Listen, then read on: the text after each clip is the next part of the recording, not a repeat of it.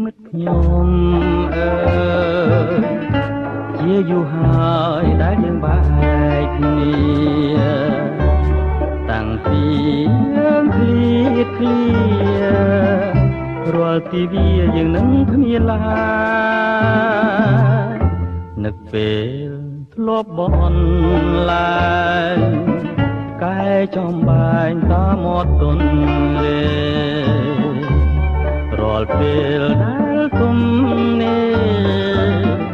យើងជួបគ្នាចរចាកំសាន្ត